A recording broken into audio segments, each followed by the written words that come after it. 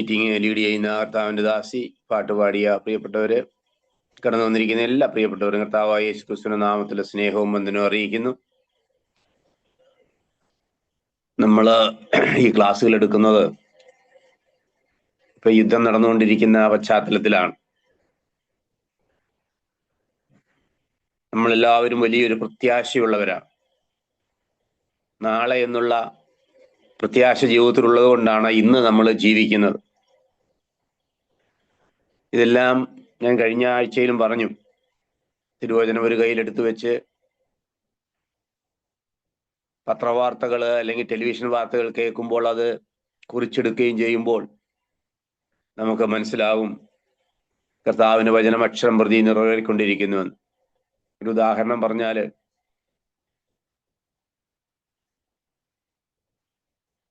കഴിഞ്ഞ ആഴ്ചയില് American president പ്രഖ്യാപിച്ചിരുന്നു ഇറാന്റെ ആണവ നിലയങ്ങളോ വൈദ്യുത നിലയങ്ങളോ തങ്ങൾ ആക്രമിക്കുകയില്ല എന്ന് ട്രംപ് പ്രസ്താവിച്ചിരുന്നു. അപ്പൊ ലോക നേതാക്കളും ലോക ജനത അല്പ ആശ്വാസത്തിലായിരുന്നു. കാരണം ഊർജ നിലയങ്ങളും ആണവ നിലയങ്ങളും ആക്രമിച്ചാൽ അത് വലിയൊരു യുദ്ധത്തിലേക്ക് നീങ്ങും എന്ന കാര്യം തീർച്ചയാണല്ലോ. എന്നാൽ ഇന്നലത്തെ ന്യൂസ് അവസാനം ഏറ്റവും ഒടുവിൽ നമ്മൾ കേൾക്കുന്നത് ഇറാന്റെ ആണവ നിലയങ്ങളിലേക്ക് ഇസ്രായേൽ ആക്രമണം നടത്തി എന്നാണ്. ആണവ വികിരണം ഉണ്ടാകുമോ എന്ന സംശയത്തിലാണ് ലോക ആണവ ശാസ്ത്രജ്ഞന്മാര്. അമേരിക്കയുടെ അറിവോടുകൂടിയാണോ ഇല്ലയോ എന്ന് അറിഞ്ഞുകൂടാ. തിരിച്ച് ഇറാനും ഇസ്രായേലിന്റെ ആണവ കേന്ദ്രങ്ങളിലേക്ക് ആക്രമണം നടത്തുമെന്ന കാര്യം സംശയമില്ലല്ലോ. മാത്രമല്ല, ഇത്തരം യുദ്ധങ്ങള് റഷ്യയെ കൂടെ വലിച്ചിഴയ്ക്കും. റഷ്യ ഏതാണ്ട് യുദ്ധത്തിന്റെ അടുക്കൽ എത്തി നിൽക്കുന്നു എന്ന കാര്യവും വാർത്തകളിൽ നിന്ന് നമ്മൾ മനസ്സിലാക്കുന്നു.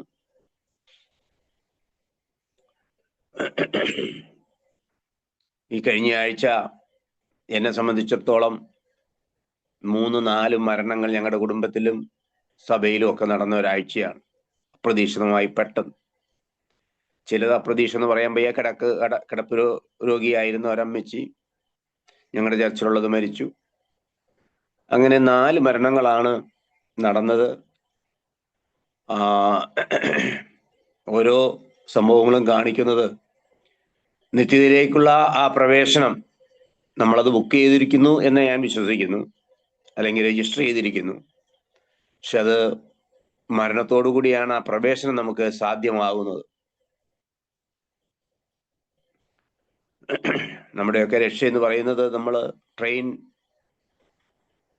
അല്ലെങ്കിൽ പ്ലെയിനില് നമ്മൾ ടിക്കറ്റ് എടുക്കുന്നത് പോലെയാ. ട്രെയിനിൽ നമ്മൾ ബർത്ത്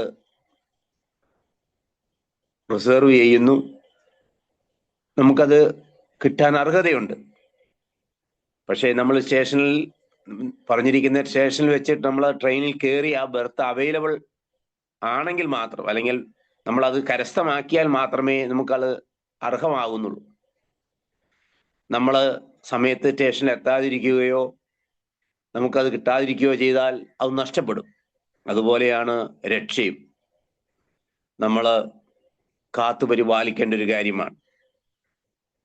നമ്മൾ രക്ഷിക്കപ്പെട്ടു എന്ന് പറഞ്ഞ് കേവലം വിശ്വാസ പ്രമാണം അനുസരിക്കാതെയും കാര്യഗൗരവമില്ലാതെയും ജീവിച്ചാൽ തീർച്ചയായും നമ്മുടെ നിത്യത നമുക്ക് നഷ്ടപ്പെടും. നമുക്ക് ഇന്ന് തിരുവചന വേദഭാഗം, പല വേദഭാഗങ്ങൾ വായിക്കേണ്ടതുണ്ട്. ആദ്യമായി നമുക്ക് മത്തായിയുടെ സുവിശേഷം 24-ന്റെ 8 എല്ലാവർക്കും പരിചിതമാണ്. അവിടെ വായിച്ചു തുടങ്ങാം. 24-8.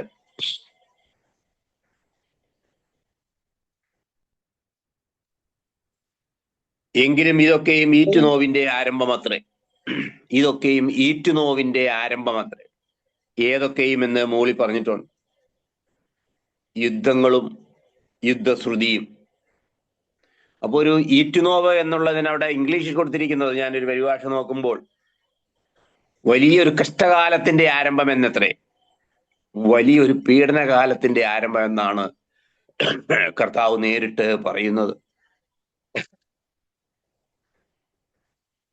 അത് ആരംഭിച്ചു കഴിഞ്ഞു. കർത്താവ് നമ്മളെ പഠിപ്പിച്ച പ്രാർത്ഥനയിൽ അവസാന പ്രാർത്ഥന ഇങ്ങനെയാണ്: ദുഷ്ടങ്കിൽ ഞങ്ങളെ വിടുവിക്കണമേ. അപ്പൊ നമ്മുടെ പ്രാർത്ഥന, എല്ലാ ദിവസത്തെയും നമ്മുടെ പ്രാർത്ഥനയിൽ, എല്ലാ നിമിഷങ്ങളിലെയും നമ്മുടെ പ്രാർത്ഥനയിൽ, കർത്താവേ ഈ മഹാദുരന്തങ്ങളിൽപ്പെടാതെ ഞങ്ങളെ കാക്കണമേ. ഏത് മഹാദുരന്തത്തില്? ഒരു വരാൻ പോകുന്ന മഹാദുരന്തം. അതിൽ എന്തെല്ലാം കാര്യങ്ങളുണ്ട്? മഹായുദ്ധങ്ങളുണ്ട്. 1ഉം 2ഉം ലോക മഹായുദ്ധം നമുക്കറിയാം, പഠിച്ചിട്ടുണ്ട്. അതിനേക്കാൾ ഭയാനകമായ ഒരു മഹായുദ്ധം, അതാണ് ഹർമഗദ്ദോൻ യുദ്ധം എന്ന് പറയുന്നത്. അത് നമ്മൾ കഴിഞ്ഞ ആഴ്ച പഠിച്ചതാണ്. ഹർമഗദ്ദോൻ വെളിപ്പാട് പുസ്തകം 16:16 അത് രേഖപ്പെടുത്തിയിട്ടുണ്ട്. മഹായുദ്ധത്തിൽ നിന്നും കർത്താവേ ഞങ്ങളെ വിടുവിക്കണമേ. അപ്പോൾ ഇപ്പൊ നടക്കുന്ന യുദ്ധങ്ങളോ? അതല്ല, ഈ മഹായുദ്ധത്തിന്റെ സാമ്പിൾ വെടിക്കെട്ടാണ്. അപ്പം ദുഷ്ടങ്കിൽ ഞങ്ങളെ വിടുവിക്കണമേ എന്ന് പറഞ്ഞതിൽ ഒരു പ്രധാന സംഗതി, മഹായുദ്ധത്തിൽ നിന്നും ഞങ്ങളെ വിടുവിക്കണമേ. അത് ദൈവം നമ്മളെ വിടുവിക്കും. ഓരോ ദൈവമക്കളെയും, ഓരോ വിശ്വാസിയും കർത്താവിന്റെ കൃപയിൽ ആശ്രയിച്ച് ജീവിക്കുന്നവരെ ദൈവം മഹാ യുദ്ധത്തിലൂടെ കടത്തി വിടുകയില്ല. എന്നാൽ ഇങ്ങനെയെല്ലാം സംഭവിക്കേണ്ടതാകുന്നു എന്നുള്ളതിന് തെളിവായി ഇപ്പോൾ നടക്കുന്ന യുദ്ധങ്ങളുടെ നമ്മൾ കടന്നുപോയേ മതിയാവും. കാരണം അത് സാമ്പിളാണ്, സാമ്പിൾ നമുക്ക് വെച്ചിട്ടുള്ളതാണ്. അപ്പം മഹായുദ്ധത്തിലൂടെ കടന്നു പോകണം. മഹാമാരിയിൽ, അപ്പൊ മഹാമാരി നമ്മൾ അനുഭവിച്ചോ? വളരെ വളരെ ചെറിയ തോതിൽ മഹാമാരികൾ മുമ്പ് ഉണ്ടായിട്ടുണ്ട്. അടുത്ത കാലത്ത് കോവിഡ് വന്നിട്ടുണ്ട്. ഒന്ന് ഏറ്റവും പ്രധാനപ്പെട്ട 3-4 കാര്യങ്ങളാണ് നമ്മൾ പ്രാർത്ഥിക്കേണ്ടത്. കർത്താവേ, വരാൻ പോകുന്ന മഹായുദ്ധത്തിൽ നിന്നും ഒഴിവാക്കണമേ. ഒഴിഞ്ഞുവാൻ നമ്മൾ ഉണർന്നും പ്രാർത്ഥിച്ചും കൊണ്ടിരിക്കണം. ആ വാക്യം അറിയാമല്ലോ, ലൂക്കോസിന്റെ സുവിശേഷം 21:36. കഴിഞ്ഞ പ്രാവശ്യം ഞാൻ ഓർമ്മിപ്പിച്ചു എന്നാണ്, ഇല്ലെങ്കിൽ ഒന്നും കൂടെ കുറിച്ച് വെച്ചോളൂ. ലൂക്കോസ് 21:36. ഇങ്ങനെ സംഭവിക്കാനുള്ള എല്ലാറ്റിൽ നിന്നും ഒഴിഞ്ഞു പോകുവാൻ, എല്ലാറ്റിൽ നിന്നും എസ്കേപ്പ് ചെയ്യുവാൻ, എല്ലാറ്റിൽ നിന്നും മാറി നിൽക്കുവാൻ ഉണർന്നും പ്രാർത്ഥിച്ചും കൊണ്ടിരിപ്പിൻ. അപ്പോൾ ഇപ്പോൾ നമ്മൾ പ്രാർത്ഥിക്കേണ്ട പ്രധാന വിഷയം, കർത്താവേ മഹായുദ്ധത്തിൽ നിന്ന് ഒഴിവാക്കണമേ. വരാൻ പോകുന്ന മഹാമാരിയിൽ നിന്ന് അടിയങ്ങളെ വിടുവിക്കണമേ. മഹാമാരി അത് കോവിഡ് രൂപത്തിലാണോ അല്ലയോ എന്നൊന്നും നമുക്കറിയത്തില്ല. പക്ഷേ അന്ത്യകാലത്തിൽ എതിർക്രിസ്തുവിന്റെ കാലഘട്ടത്തിൽ ഒരു മഹാമാരി വരും, ഒരു മഹായുദ്ധം നടക്കും. അപ്പൊ മഹായുദ്ധത്തിൽ നിന്നും മഹാമാരിയിൽ നിന്നും നമ്മളെ വിടുവിക്കണമേ നമ്മുടെ പ്രാർത്ഥനയാ. വേറൊന്നുള്ളത്, അധർമ്മം വരും. കർത്താവ് പറഞ്ഞ കാര്യങ്ങൾ മാത്രമായി പറയുന്നത് കേട്ടോ, ലക്ഷണങ്ങളായിട്ട്. അധർമ്മം പെരുകും. ലോകത്തിൽ അധികം അധർമ്മം പെരുകിയ ഒരു കാലഘട്ടമില്ല. പണ്ടും അധർമ്മമുണ്ട്, പണ്ടും യുദ്ധമുണ്ട്, പണ്ടും മഹാമാരിയുണ്ട്. എന്നാൽ ഇത്രയധികം ഇത് വർദ്ധിച്ച വേറൊരു കാലഘട്ടമില്ല. അപ്പോൾ മഹായുദ്ധത്തിൽ നിന്നും മഹാമാരിയിൽ നിന്നും ഈ കടുത്ത അധർമ്മ പെരുകി ഉള്ള അപകടങ്ങളിൽ നിന്നും അടിയങ്ങളെ രക്ഷിക്കണമേ എന്നുള്ളത് നമ്മുടെ ഒരു പ്രധാന പ്രാർത്ഥന ആയിരിക്കണം. ഇനി നമുക്ക് ഇപ്പോഴത്തെ യുദ്ധ സാഹചര്യവുമായിട്ടൊന്ന് വിശകലനം ചെയ്ത് പഠിക്കാൻ വേണ്ടി യെഹെസ്കേൽ പ്രവചനം 38-ാം അധ്യായം എടുക്കുക. യെഹെസ്കേൽ 38.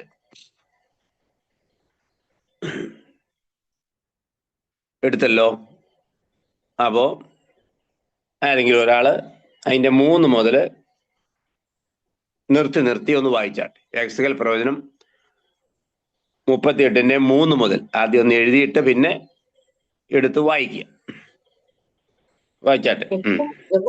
കർത്താവ് ഇപ്രകാരം അരുളിച്ചെയ്യുന്നു, രോഗ്, തൂബൽ എന്നിവയുടെ പ്രഭുവായ ഗോഗേ, ഞാൻ നിനക്ക് വിരോധമായിരിക്കുന്നു. ഞാൻ നിന്നെ വഴിതെറ്റിച്ച് നിന്റെ താടിയലിൽ ചൂണ്ടൽ കൊളുത്തി നിന്നെയും നിന്റെ സകല സൈന്യത്തെയും കുതിരകളെയും.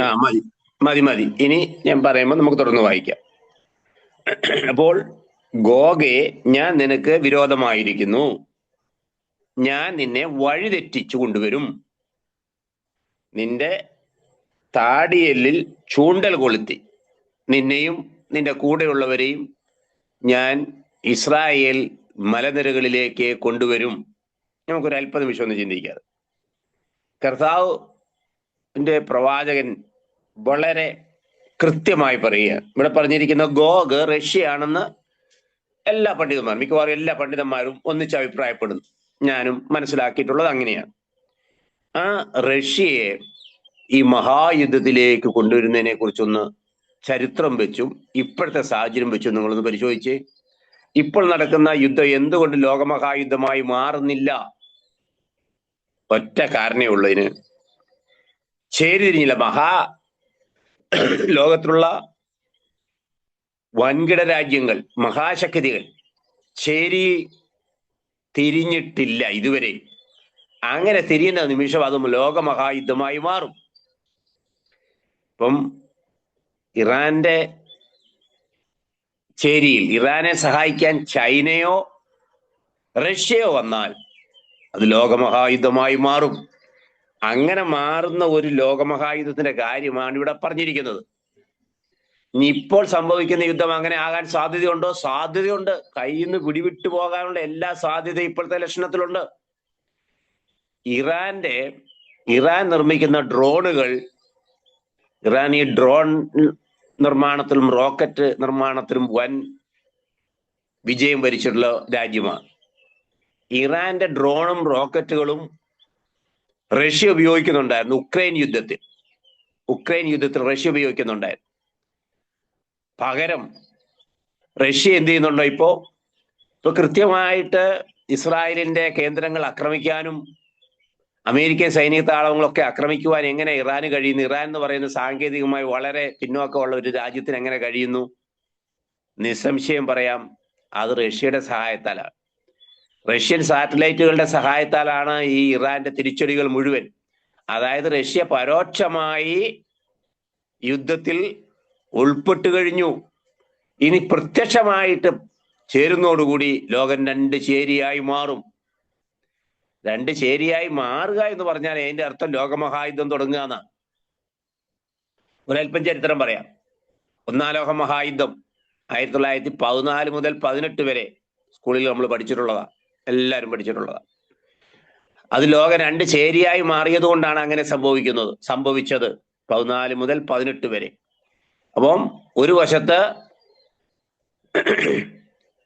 റഷ്യ, ഇംഗ്ലണ്ട്, ഫ്രാൻസ്, USA ഒന്നാം ലോക മഹായുദ്ധത്തിൽ റഷ്യ, ഇംഗ്ലണ്ട്, ഫ്രാൻസ്, USA ഒരു വശത്തും, മറുവശത്ത് ഓസ്ട്രിയ എന്ന് പറഞ്ഞാൽ ഓസ്ട്രേലിയ അല്ല, ഓസ്ട്രിയ അന്നൊരു മഹാസാമ്രാജ്യമായിരുന്നു. ഓസ്ട്രിയ, ജർമ്മനി, ഇറ്റലി, തുർക്കി ഈ രാജ്യങ്ങൾ മറുവശത്ത് നിന്ന് നടത്തിയ യുദ്ധമാണ് ഒന്നാം ലോക മഹായുദ്ധം. പെട്ടെന്ന് പൊട്ടിപ്പുറപ്പെടാൻ ഒരു കാരണമുണ്ടായി. അന്നത്തെ ഓസ്ട്രിയൻ രാജകുമാരനായിരുന്ന ഫെർഡിനാൻഡിനെയും ഭാര്യ സോഫിയയെയും ഒരു സെർബിയൻ യുവാവ് ബോംബെറിഞ്ഞ് കൊലപ്പെടുത്തി. അപ്പോൾ ഇതിന്റെ കാരണം സെർബിയയാണെന്ന് ആരോപിച്ച് ഓസ്ട്രിയ സെർബിയക്കെതിരെ യുദ്ധം പ്രഖ്യാപിച്ചു. ഇതൊക്കെ ഞാൻ അങ്ങ് പറഞ്ഞു വിടുന്നേ ഉള്ളൂ. ചരിത്രത്തിന്റെ ഒരു ഭാഗം പറഞ്ഞു വിടുന്നു. പിന്നെ പാഠപുസ്തകത്തിൽ നിങ്ങൾ എടുത്തു നോക്കിയാൽ അറിയാം. സെർബിയയാണ് ഇതിന് കാരണമെന്ന് ആരോപിച്ച് സെർബിയക്കെതിരെ ഓസ്ട്രിയ യുദ്ധം പ്രഖ്യാപിച്ചു. സെർബിയയെ സഹായിക്കാൻ റഷ്യ വന്നു. കാരണം സെർബിയയും റഷ്യയും തമ്മിൽ വലിയ ആത്മബന്ധമുള്ളവരും ഒരേ ജനിസിപ്പെട്ടവരുമാണ്. സെർബിയയെ സഹായിക്കാൻ റഷ്യ വരുന്നു. അങ്ങനെ ഒന്നാം ലോക മഹായുദ്ധം ആരംഭിക്കുന്നു. അപ്പൊ ഒന്നാം ലോക മഹായുദ്ധത്തിൽ പങ്കെടുത്ത ആദ്യമായി അതിൽ കാരണക്കാരനായ മഹാശക്തി എന്ന് പറയുന്നത് റഷ്യ ആയിരുന്നു. ഓർത്തിരിക്കണേ, ഒന്നാം ലോക മഹായുദ്ധത്തിലെ പ്രധാന ശക്തി റഷ്യ ആയിരുന്നു. ഇതാ ഇനി സംഭവിക്കാൻ പോകുന്ന മൂന്നാം ലോക മഹായുദ്ധത്തിലും നിർണായക ശക്തിയായി മാറാൻ പോകുന്നത് റഷ്യയാണ്. ആണോ അല്ലയോ എന്ന് അറിയാൻ ഇപ്പൊ നമ്മൾ വായിച്ചുകൊണ്ടിരിക്കുന്നത് എക്സ്കൽപ്പത്തിനും 38 തുടർന്നുള്ള വായിച്ചേ. ഞാൻ നിന്നെ വഴിതെറ്റിച്ച് നിന്റെ താടിയല്ലിൽ, അതിനെക്കുറിച്ചൊരു വാക്ക് പറയാം. ആയിരക്കണക്കിന് കിലോമീറ്റർ അകലെയാണ് റഷ്യയും ഇസ്രായേലും. ഒരു തരത്തിലും ശത്രുതയില്ല. ഇസ്രായേലിനെ റഷ്യയോ ഇസ്രായേലോ ആക്രമിക്കേണ്ട ഒരു ന്യായവും ഇല്ല. ഇസ്രായേൽ എന്ന് പറയുന്ന വൻശക്തിയുടെ അവരുടെ രാജ്യത്തിന്റെ 100-1 പോയിട്ട് 500-1 വലിപ്പം ഉണ്ടെന്ന് തോന്നുന്നില്ല ഇസ്രായേൽ. അത്ര വലിയ രാജ്യമാണ് റഷ്യ. റഷ്യയുടെ കിഴക്കൻ അതിരിൽ സൂര്യൻ ഉദിക്കുമ്പോൾ അതിന്റെ പടിഞ്ഞാറെന്ന് പറയുന്ന യൂറോപ്പിലാണ്. സലേവ്സൻ രാത്രിയാണ്. അത്രയ്ക്ക് ഡിഫറൻസ് ഉള്ള രാജ്യമാണ് റഷ്യ. ഈ കുഞ്ഞൻ ഇസ്രായേലിനെ ആക്രമിക്കേണ്ട യാതൊരു കാര്യവുമില്ല. ഇനി നമ്മൾ വായിച്ചു കണ്ടോ, ഞാൻ നിന്നെ വഴിതെറ്റിച്ച് നിന്റെ താടിയലിൽ ചൂണ്ടൽ കൊളുത്തി എന്ന് പറഞ്ഞ റഷ്യയെ മനഃപൂർവ്വം ഈ യുദ്ധത്തിലേക്ക് വഴിതെറ്റിച്ചു കൊണ്ടിരുമെന്നാ പറഞ്ഞ്. ഇപ്പൊ അതാ സംഭവിച്ചിരിക്കുന്നത്. കണ്ടോ, റഷ്യ യുദ്ധത്തിൽ ഇടപെടാൻ പോവുകയാണ്. നമ്മുടെ പ്രാർത്ഥന കർത്താവേ ഇപ്പോൾ അത് സംഭവിക്കരുതേ എന്നാ. പക്ഷേ കഴിഞ്ഞ പ്രാവശ്യവും ഞാൻ പറഞ്ഞു, എങ്കിൽ ഇതൊക്കെയും സംഭവിക്കേണ്ടത് തന്നെ. നമുക്ക് പ്രാർത്ഥിക്കാൻ പറ്റുന്ന കാര്യം എന്താ? കർത്താവെ മഹായുദ്ധത്തിൽ നിന്ന് ഞങ്ങളെ ഒഴിവാക്കണമേ. അത് ദൈവം ഒഴിവാക്കിയിട്ടുണ്ട്. മഹാക്ഷാമത്തിൽ നമ്മളെ ഒഴിവാക്കണമേ. അത് ദൈവം ഒഴിവാക്കും, തീർച്ചയായും ഒഴിവാക്കും. കണ്ടോ, ഞാൻ നിന്നെ താടിയിൽ ചൂണ്ടൽ കൊളുത്തി നിന്നെയും നിന്റെ സകല സൈന്യത്തെയും. ഇനി വായിച്ചേ. കുതിരകളെയും ഒട്ടൊഴിയാതെ പർവായുധം ധരിച്ച കുതിരച്ചേകവരെയും ഒട്ടൊഴിയാതെ വാളും പരിചയും പലകയും എടുത്ത ഒരു മഹാസമൂഹത്തെയും അവരോടുകൂടെ ഒട്ടൊഴിയാതെ പരിചയും തലപ്പോരിയും ധരിച്ച പാഴ്സികൾ, പുഷ്യർ, തുത്യർ, ഗോമേരും അവന്റെ എല്ലാ പടക്കൂട്ടങ്ങളും വടക്കേ അറ്റത്തുള്ള തോഗർമ്മവും അതിന്റെ എല്ലാ പടക്കൂട്ടങ്ങളും എന്നിങ്ങനെ പല ജാതികളെയും നിന്നോടുകൂടെ പുറപ്പെടുമാറാക്കും. മതി മതി. ഇനി നിങ്ങള് ആ ഭാഗത്ത് അതവിടെ വെച്ചുകൊണ്ട് ഈ പറയുന്ന രാജ്യങ്ങളെ ഒന്ന് ശ്രദ്ധിക്കണേ. റഷ്യയുടെ ഒപ്പം മഹായുദ്ധത്തിനായി പുറപ്പെട്ടു വരുന്ന രാജ്യങ്ങളുടെ ഒരു പട്ടിക കൊടുത്തിട്ടുണ്ട്. 2500 വർഷം മുമ്പ് രേഖപ്പെടുത്തിയതാണ് ആ രാജ്യങ്ങളുടെ ഇന്നത്തെ സ്ഥിതി. ചിലതെല്ലാം വളരെ കൃത്യമായിട്ട് നമുക്ക് ഒറ്റ വായനയ്ക്ക് മനസ്സിലാവും, ചിലത് മനസ്സിലാകത്തില്ല. അതുകൊണ്ട് ഈ റഷ്യയുടെ മഹാസൈന്യത്തിനോടൊപ്പം ആരൊക്കെ ഉണ്ടാകുന്ന പറഞ്ഞത്? തുടങ്ങുമ്പോൾ തന്നെ പറയുന്നൊരു രാജ്യമുണ്ട്, പാർസികൾ. കണ്ടോ, ഇപ്പൊ നടക്കുന്ന യുദ്ധവുമായിട്ടൊന്ന് താരതമ്യം ചെയ്ത് റഷ്യക്കൊപ്പം വരുന്ന പാർസികൾ ആരായി? പാർസികൾ എന്നത് കഴിഞ്ഞ ആഴ്ച ഞാൻ പറഞ്ഞു. പാർസികൾ എന്ന് പറയുന്നത് പേർഷ്യക്കാരെന്ന് പറയുന്നതാണ് ഇറാൻ. ഇറാന്റെ പഴയ പേരാണ് പേർഷ്യ. അപ്പോ ഈ റഷ്യക്കൊപ്പം പേർഷ്യക്കാർ അണിനിരക്കും, അതായത് പാർസികൾ അല്ലെങ്കിൽ ഇറാൻ അണിനിരക്കും. കൂഷ്യർ എന്ന് പറഞ്ഞാൽ എത്യോപ്യക്കാരാണ്. കൂഷ്യന്റെ അവന്റെ കളറിനെ കുറിച്ചൊക്കെ നമ്മൾ തിരുവചനത്തിൽ വായിക്കുന്നുണ്ടല്ലോ. കൂഷ്യർ, എത്യോപ്യ.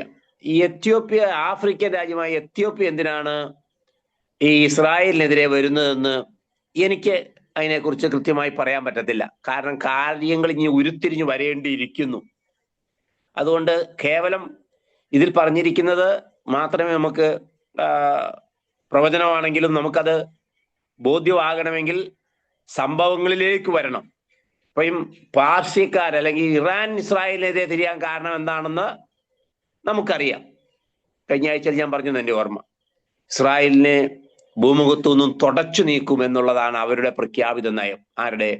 ഇറാന്റെ.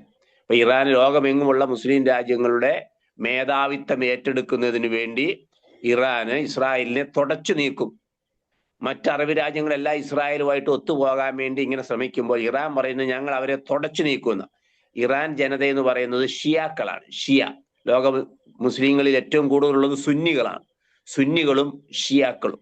അപ്പം ഇസ്രായേലിനെ തുടച്ചു നീക്കുകയാണെങ്കിൽ ലോക മുസ്ലിങ്ങളുടെ നേതൃത്വ സ്ഥാനത്ത് വരാമെന്നുള്ള ആഗ്രഹം കൊണ്ട് ഇസ്രായേലിനെ തുടച്ചു നീക്കാൻ വേണ്ടി ആഗ്രഹിച്ചിരിക്കുന്നവരാണ് ഇറാൻ. അതാണ് ഇപ്പൊ നടക്കുന്ന യുദ്ധത്തിന്റെ കാരണം. അപ്പൊ കൂശ്യർ എന്തിനാണ് യുദ്ധത്തിന് വരുന്നതെന്ന് നമുക്ക് അറിഞ്ഞുകൂടാ. ആ ഘട്ടമാവുമ്പോഴേ പറയാൻ പറ്റത്തുള്ളൂ. പിന്നെ വരുന്ന പുത്യരാണ്. പുത്യർ എന്ന് പറയുന്നത് ലിബിയാണ്.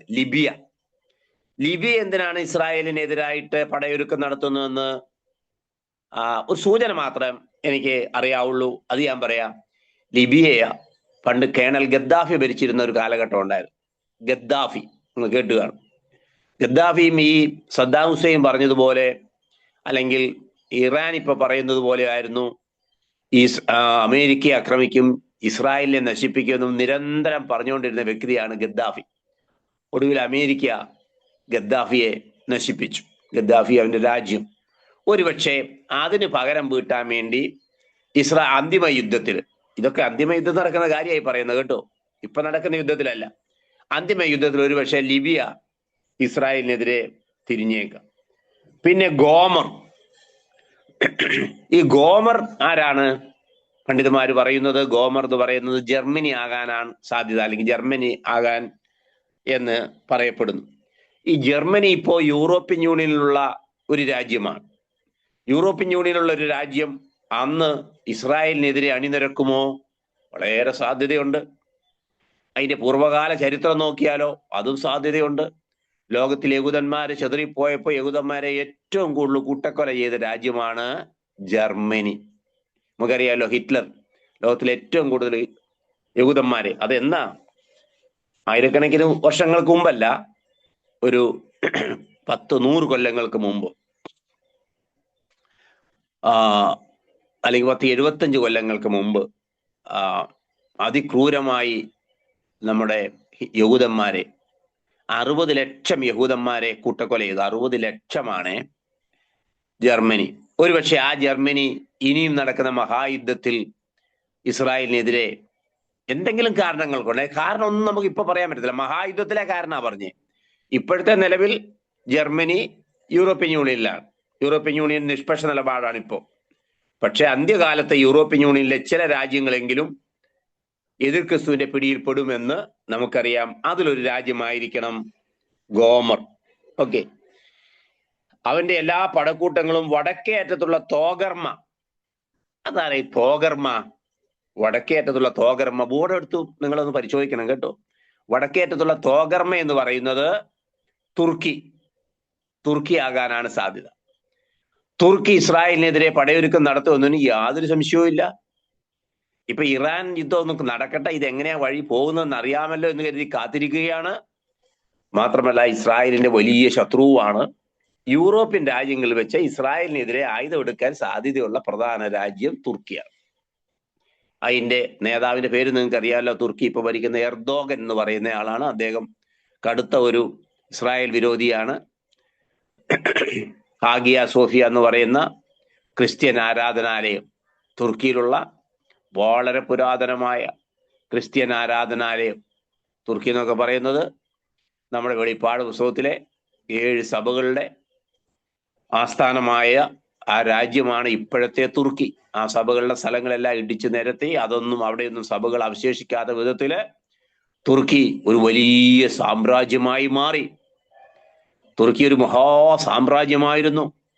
ആ സാമ്രാജ്യം അവിടെ ഉണ്ടായിരുന്ന ക്രൈസ്തവരെ, അതായത് ഈസ്റ്റേൺ റോമൻ എംപയർ ക്രൈസ്തവരെ എല്ലാം ആ യുദ്ധത്തിൽ തോൽപ്പിച്ച് ആ പ്രദേശങ്ങളെല്ലാം പിടിച്ചെടുത്ത് ഒരു മഹാസാമ്രാജ്യം സ്ഥാപിച്ചു. അങ്ങനെ 1517 മുതൽ പാലസ്തീൻ അടക്കമുള്ള പ്രദേശങ്ങൾ തുർക്കിയുടെ കൈവശമായിരുന്നു. 1517 മുതൽ അതാണ് 400 വർഷം തുർക്കി പാലസ്തീൻ പ്രദേശങ്ങൾ അല്ലെങ്കിൽ ഇസ്രായേൽ അടങ്ങുന്ന പ്രദേശങ്ങൾ കൈവശം വെച്ചു. 1917 ഒരു വലിയ സംഭവം നടന്നു. 1917 എന്താണ് ആ സംഭവം? ഒന്നാം ലോക മഹായുദ്ധം നടക്കുകയാണ്. ഒന്നാം ലോക മഹായുദ്ധത്തിൽ തങ്ങൾക്കൊരു സ്വന്തം രാജ്യം വേണമെന്നുള്ള ആഗ്രഹത്തിൽ ലോകമെങ്ങും പീഡിപ്പിക്കപ്പെടുന്ന യഹൂദ സമൂഹം തങ്ങൾക്ക് സ്വന്തമായ ഒരു രാജ്യം വേണമെന്ന ആഗ്രഹത്തില് പ്രവർത്തിച്ചുകൊണ്ടിരിക്കുമ്പോഴാണ് ഒന്നാം ലോക മഹായുദ്ധം പൊട്ടിപ്പുറപ്പെടുന്നത്. അങ്ങനെ ഒന്നാം ലോക മഹായുദ്ധത്തിൽ പൊട്ടിപ്പുറപ്പെടുമ്പോൾ ഞങ്ങൾക്ക് മാതൃരാജ്യം തരാമെന്നുള്ള ഇംഗ്ലണ്ട് എന്ന സാമ്രാജ്യമാണ്, നമുക്കറിയാലോ. ഇന്ത്യയൊക്കെ ഇംഗ്ലണ്ടിന്റെ കീഴിലെ. ഇംഗ്ലണ്ടിന്റെ വാഗ്ദാനം, അതിന് പറയുന്നത് ബാൾഫർ ഡിക്ലറേഷൻ എന്നാണ്. Balfour declaration. ഇംഗ്ലണ്ട് യഹൂദന്മാർക്കും അറബികൾക്കും അവരുടെ മാതൃദേശം തിരിച്ചു കൊടുക്കാമെന്ന് പറഞ്ഞ് ഇംഗ്ലണ്ട് പ്രമേയം പാസാക്കി. അതിന്റെ പേരാണ് ബാൾഫർ ഡിക്ലറേഷൻ. 1917. അങ്ങനെ 1917 ഈ ഇംഗ്ലണ്ടിന്റെ സൈന്യം, ഇംഗ്ലീഷ് സൈന്യം ഇന്നത്തെ ഇസ്രായേലും പലസ്തീനുകളും ഒക്കെ സ്ഥിതി ചെയ്യുന്ന പ്രദേശത്തേക്ക് കടന്നു വന്ന് തുർക്കികളുടെ കൈവശത്തിൽ നിന്നും പാലസ്തീൻ മോചിപ്പിച്ചു. ചരിത്രം ഒന്ന് ഓർത്തിരിക്കണേ. തുർക്കികളുടെ കൈവശത്തിൽ നിന്നും പാലസ്തീൻ മോചിപ്പിച്ചു. ജനറൽ അലൻബി, കേട്ടിട്ടുണ്ടാവും ആ പേരൊക്കെ നിങ്ങളല്ലേ? ജനറൽ അലൻബി 1917 പാലസ്തീൻ അല്ലെങ്കിൽ ഇസ്രായേൽ പ്രദേശം മോചിപ്പിച്ചു തുർക്കിയുടെ കീഴിൽ നിന്നും. ഇപ്പൊ എന്തുകൊണ്ടാണ് തുർക്കിക്ക് ഇസ്രായേലിനോട് വിരോധം എന്ന് ഇപ്പൊ നമുക്ക് മനസ്സിലായല്ലോ. തുർക്കിയുടെ കീഴിലുണ്ടായിരുന്ന പ്രദേശങ്ങളെല്ലാം ഇംഗ്ലീഷുകാർ 1917 മോചിപ്പിച്ചെടുത്തു. ഏതാണ്ട് 400 കൊല്ലം അവരുടെ കൈവശം ഉണ്ടായിരുന്നു. അപ്പൊ ഈ പറയുന്ന തുർക്കിയും ഇസ്രായേലിനെതിരെ ഒരവസരം ഇപ്പൊ അവസരം കിട്ടാത്തതുകൊണ്ട് നോക്കിയിരിക്കുക. എന്തുകൊണ്ടാണ് തുർക്കി ഇപ്പോൾ വരാത്തത് ഇറാനെ സഹായിക്കാൻ? കാരണം തുർക്കി നാറ്റോയിൽ അംഗമാണ്. NATO. നാറ്റോ എന്ന് പറയുന്നത് അമേരിക്കയുടെ നേതൃത്വത്തിലുള്ള ഒരു സൈനിക സഖ്യമാണ്. NATO, North American Treaty Organization എന്നാണ് അതിന്റെ മുഴുവൻ പേര്. അതൊന്നും നിങ്ങൾ ഓർക്കണ്ട. നാറ്റോ സഖ്യത്തിൽ അംഗമാണ് തുർക്കി.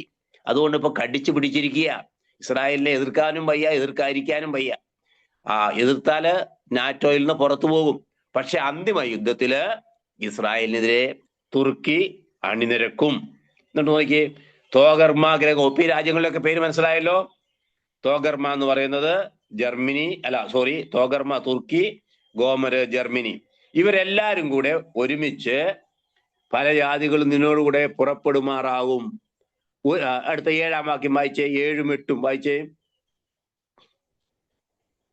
യെഹെസ്കേൽ പ്രവചനം. ഒരുങ്ങിക്കൊള്ളുക, നീയും നിന്റെ അടുക്കൽ കൂടിയിരിക്കുന്ന നിന്റെ സമൂഹമൊക്കെയും ഒരുങ്ങിക്കൊള്ളുവീൻ, നീ അവർക്ക് മേധാവിയായിരിക്കുക. അതൊന്ന് ബൈബിളിൽ മതി. അതൊന്ന് ബൈബിളിൽ ഒന്ന് ശ്രദ്ധിച്ചോണേ. എന്നിട്ട് നമ്മുടെ നോട്ട്ബുക്കിൽ കുറിച്ച് വെക്കുക. നീ അവർക്ക് മേധാവിയായിരിക്കുക. 7ാമത്തെ വാക്യമാണ് കേട്ടോ. ഇംഗ്ലീഷില് 8ാമത്തെ വാക്യമാണെന്ന് തോന്നുന്നു. 38-7. നീ അവർക്ക് മേധാവിയായിരിക്കുക. ആരോടായി പറയുന്നേ? റഷ്യയോട്. എത്ര കൃത്യമായിന്ന് കണ്ടോ. നീ അവർക്ക് മേധാവിയായിരിക്കുക. ഇപ്പൊ സൺഡേ സ്കൂളിലും നമ്മുടെ സഹോദരങ്ങളൊക്കെ വിശ്വാസത്തിലേക്ക് വരാത്തവരുണ്ടെങ്കിൽ, ബൈബിള് വായിക്കാത്തവരും പഠിക്കാത്തവരൊക്കെ ഉണ്ടെങ്കിൽ കണ്ടോ, ദൈവത്തിന്റെ വചനമാ. റഷ്യയെ നീ അവർക്ക് മേധാവിയായിരിക്കുക. ആർക്ക്? ഈ പറഞ്ഞ ഇസ്രായേലിലേക്ക് പട നയിക്കുന്ന ഇറാൻ അടങ്ങുന്ന വലിയ സൈന്യത്തിന് റഷ്യ മേധാവിയായി വരുന്നതോടുകൂടിയാണ് 3-ാം ലോക മഹായുദ്ധവും അതിനെ തുടർന്നുണ്ടാകുന്ന 4-ാം ലോക മഹായുദ്ധവും ഉണ്ടാവുകയുള്ളൂ. ഓക്കെ, ഇപ്പൊ നടക്കുന്ന സംഭവങ്ങൾ 3-ാം ലോക മഹായുദ്ധത്തിന്റെ സാമ്പിൾ വെടിക്കെട്ടാണ്. 3-ാം ലോക മഹായുദ്ധത്തെ തുടർന്നായിരിക്കും 4-ാം ലോക മഹായുദ്ധം ഉണ്ടാകുന്നത്. അപ്പോ നീ അവർക്ക് മേധാവിയായിരിക്കുക. ഇനി ചരിത്രത്തിലേക്ക് മടങ്ങി വരാം. അതവിടെ ഇരിക്കട്ടെ. നീ അവർക്ക് മേധാവിയായിരിക്കുന്ന ബൈബിൾ വചനം നമ്മുടെ ഹൃദയത്തിൽ ഇരിക്കട്ടെ. എന്നിട്ട് ചരിത്രത്തിലേക്ക് നമുക്ക് മടങ്ങി വരാം. 1-ാം ലോക മഹായുദ്ധം 1914 മുതൽ 18 വരെ. ഈ യുദ്ധത്തില് റഷ്യ പ്രധാനപ്പെട്ട ഒരു ഘടകകക്ഷിയായിരുന്നു. 1-ാം ലോക മഹായുദ്ധം കഴിഞ്ഞു, ചില വർഷങ്ങൾ കഴിഞ്ഞു. 14 മുതൽ 18 വരെയാണ് 1-ാം ലോക മഹായുദ്ധം. 1-ാം ലോക മഹായുദ്ധം കഴിഞ്ഞ് ഇനിയൊരു യുദ്ധം ഉണ്ടാകാതിരിക്കാൻ വേണ്ടി ലോകരാജ്യങ്ങളെല്ലാം കൂടെ ചേർന്ന് ഒരു ലോക സംഘടന ഉണ്ടാക്കി. അതിന്റെ പേരാണ് ലീഗ് ഓഫ് നേഷൻസ്. 1-ാം ലോക മഹായുദ്ധം കഴിഞ്ഞപ്പോൾ ഉണ്ടാക്കി. പക്ഷെ ലീഗ് ഓഫ് നേഷൻസിനെ ശക്തി ക്ഷയിച്ചു. അതിന് യാതൊരു പ്രസക്തി ഇല്ലാതായി. അവര് പറഞ്ഞാൽ രാജ്യങ്ങളൊന്നും കേൾക്കാതായി. അതുകൊണ്ട് 2-ാം ലോക മഹായുദ്ധം ഉണ്ടായി. ഇനിയൊന്ന് ശ്രദ്ധിക്കണേ. 1-ാം ലോക മഹായുദ്ധം കഴിഞ്ഞപ്പോൾ പിന്നെയും മഹായുദ്ധങ്ങൾ ഉണ്ടാകാതിരിക്കാൻ വേണ്ടി ലോകരാജ്യങ്ങൾ ചേർന്ന് സംഘടന ഉണ്ടാക്കി, ലീഗ് ഓഫ് നേഷൻസ്. ആ സംഘടന പരാജയപ്പെട്ടതോടുകൂടി 2-ാം ലോക മഹായുദ്ധം ആരംഭിച്ചു. 1939 മുതൽ 1945 വരെയാണ് 2-ാം ലോക മഹായുദ്ധം. എപ്പോഴാണ് 2-ാം ലോക മഹായുദ്ധം ആരംഭിച്ചേ? ഒന്നാമത്തെ ലീഗ് ഓഫ് നേഷൻസ് പരാജയപ്പെട്ടപ്പോൾ. 2-ാം ലോക മഹായുദ്ധത്തിന്റെ കാരണം എന്താണ്? പ്രധാന കാരണം ലോകം 2 ചേരിയായി മാറി. അങ്ങനെ പെട്ടെന്നുണ്ടായ കാരണം എന്താ? എല്ലാ യുദ്ധത്തിനും പെട്ടെന്നുണ്ടായ ഒരു കാരണം കാണും. ഇപ്പൊ നടക്കുന്ന യുദ്ധത്തിന് പെട്ടെന്നുണ്ടായ കാരണം എന്താ?